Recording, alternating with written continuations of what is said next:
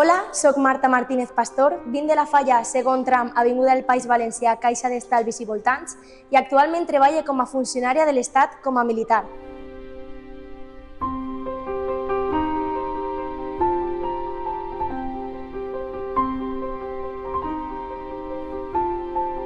Soc Sara Teruel Cabrera, tinc 25 anys, vinc de la Falla Cronista Vicent Beguer i Esteve i actualment treballo com a monitora de menjador en un col·legi, soc professora de repàs des de fa 4 anys i soc graduada en la doble titulació d'infantil i primària.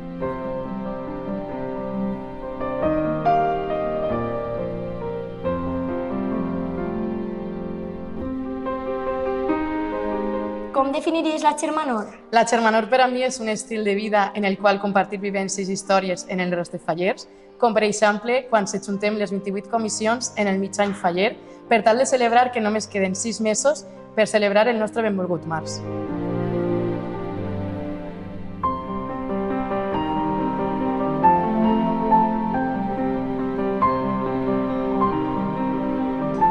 I per a tu, Marta, quina és la part cultural de les falles i què importància li dones? Pense que és una part fonamental en el nostre poble, tant les declamacions, els teatres, els xocs florals, pense que són una senya d'identitat i considero que n'hi ha que preservar-la per als joves futurs i que puguen continuar donant-li vida.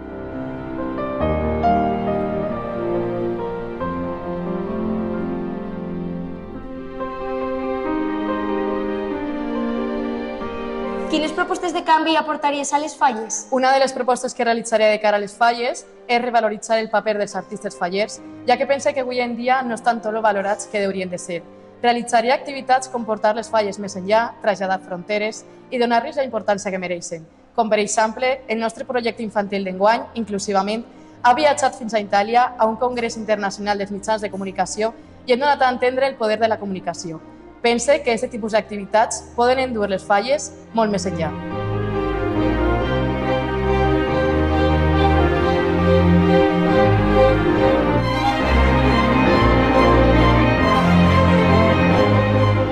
Quin és el primer record que tens de les falles, Marta? Un dels primers records que tinc de les falles és passejar pels carrers de Torrent visitant tots els monuments fallers amb els meus pares i la meva germana, escoltant la música, olorant la pólvora. Crec que és un dels moments que guardaré en la memòria per sempre.